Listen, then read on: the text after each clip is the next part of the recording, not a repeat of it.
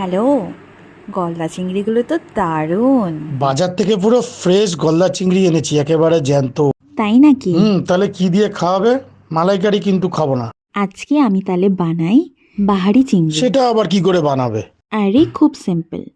পেঁয়াজ, রসুন, টমেটো, কাঁচা লঙ্কা প্রথমে তেলে একটু ভেজে নিয়ে চালমগজের সাথে গুঁড়ো করে নিলাম।